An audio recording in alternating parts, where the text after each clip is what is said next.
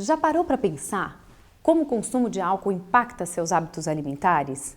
Tentou alguma receita milagrosa que recomendava evitar a cerveja, mas não impunha restrições a algum outro tipo de bebida? Eu sou Camila Magalhães, psiquiatra e pesquisadora do Instituto de Psiquiatria da Faculdade de Medicina da USP, e hoje eu estou aqui como professora convidada do curso Álcool, Saúde e Sociedade, realizado pela USP por meio da Pró-Reitoria de Graduação, e falaremos sobre a relação entre o consumo de bebidas alcoólicas e dieta alimentar.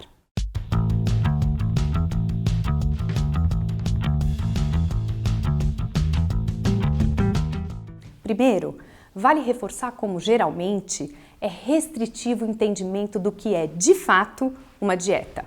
Se jogarmos a palavra em sites de busca, os primeiros resultados, sem exceção, falam em emagrecer. Dieta para perder tantos quilos em X tempo, dieta para secar, dieta para perder a barriga e por aí vai. O sentido antigo da palavra, porém, nada tem a ver com restrição, como estamos acostumados a ver diariamente. Originalmente, o termo dieta compreende um regime de vida integral e não uma corrida de nãos em busca da magreza.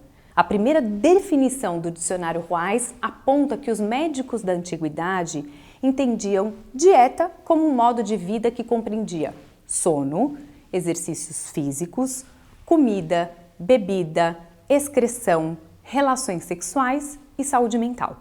Ou seja, seguindo essa definição, ao falarmos em álcool e dieta, poderíamos pensar como um consumo que impacta a nossa vida em cada um desses pontos. Essa visão integral é o que propomos no curso, inclusive para vocês. Nessa aula, iremos nos concentrar na parte alimentar, ok?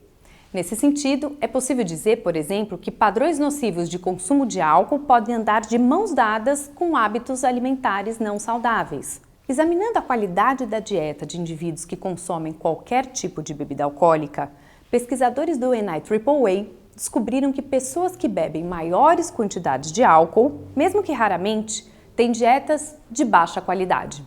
Nessa mesma linha, outro estudo da mesma instituição aponta que pessoas que bebem mais álcool tendem a comer menos frutas e consumir mais calorias, tendo em vista a combinação de bebidas alcoólicas e alimentos ricos em gorduras não saudáveis e açúcares.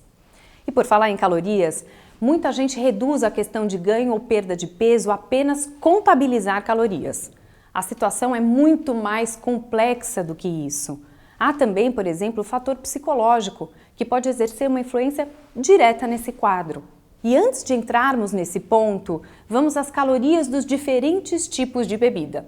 Lembrando que, para essa conta, temos como referencial uma dose padrão de bebida alcoólica. E como nós já vimos no curso, essa medida corresponde a 14 gramas de álcool puro, que é equivalente a aproximadamente uma lata de cerveja, uma taça de vinho ou uma dose de bebida destilada. Dito isso, trabalhamos com as seguintes medidas, e aqui eu vou usar os tipos de bebidas que acabamos de mencionar ao falar em dose padrão, ok? Então, uma lata de cerveja tem em média 149 calorias, o que corresponde, por exemplo, em quantidade de caloria aproximada, a uma barra de 30 gramas de chocolate ou a uma unidade de pão francês. Uma taça de vinho tinto, por sua vez, tem aproximadamente 96 calorias. E uma dose de destilado, vodka, uísque, tequila, aguardente, com uma diferença mínima, tem 98 calorias. Cada grama de álcool puro oferece 7 calorias, que é considerado um número alto, mas traz poucos nutrientes. Essas são chamadas calorias vazias. Embora o álcool tenha esse valor calórico, seu consumo não resulta necessariamente num aumento do peso corporal, mas essa possibilidade pode acontecer, uma vez que é preciso contabilizar as calorias advindas do álcool. E como nós já falamos, a perda ou ganho do peso não se resume a calorias. Nesse caso, outros hábitos, como o consumo regular de alimentos não saudáveis e o sedentarismo, também têm um impacto expressivo no aumento da massa corporal. Nessa lógica do emagrecer, muito resultante da pressão para atingir um padrão de beleza imposto socialmente, algumas pessoas, e as mulheres principalmente, trocam tal tipo de bebida Por outro, achando que esses são mais fitness na escolha. Mas será que faz sentido? Você já ouviu falar nesses drinks fit? Apesar de terem um valor calórico supostamente mais baixo em razão dos seus ingredientes, drinks como a gin tônica, por exemplo, têm alto teor alcoólico, o que, dependendo do padrão de consumo da pessoa, pode estar associado a comportamentos de risco em relação ao consumo de bebidas alcoólicas. Vale relembrar que, mesmo consumidos em menor volume do que outros tipos de bebida, como a cerveja, o vinho, os efeitos do álcool não dependem do volume exatamente, e sim da quantidade de álcool presente em cada drink. E se você deixa de comer achando que esse é um bom caminho para emagrecer, aqui vou reforçar o óbvio, não é. Vale dizer que, ao beber de estômago vazio, o efeito do álcool será potencializado, já que a absorção da substância será mais rápida.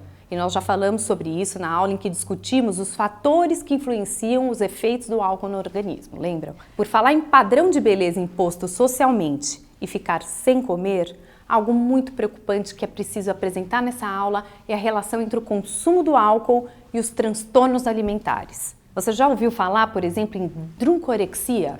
Apesar de não ser um termo médico oficial, o nome, que faz uma junção de drunk, que significa embriagado em inglês, com o sufixo orexia, remetendo à condição do apetite, foi adotado informalmente para descrever a utilização de métodos extremos de controle de peso, antes ou depois de beber, com o objetivo de compensar o consumo excessivo do álcool. Fome autoimposta, indução de vômitos, uso de diuréticos laxantes ou atividade física extenuante são alguns exemplos. A ideia é beber muito e comer pouco, isso para poupar calorias. E terminamos a aula com esse alerta grave. Como falamos, há um forte aspecto psicológico quando o assunto é controle do peso e isso não pode ser ignorado ao falarmos do consumo de álcool e hábitos alimentares. Muitas vezes as pessoas que sofrem de transtornos alimentares encontram no álcool um recurso para amenizar a angústia que sentem decorrente de sua relação complexa com a alimentação. Outras, como vimos, podem acreditar que certos tipos de bebida não engordam ou até que ajudam a controlar a fome. E se você está passando por isso, procure ajuda. E saiba que não há vergonha nenhuma nisso. Buscar um acompanhamento terapêutico, além de nutricional, é de extrema importância. Um abraço a todas e todos e até a próxima!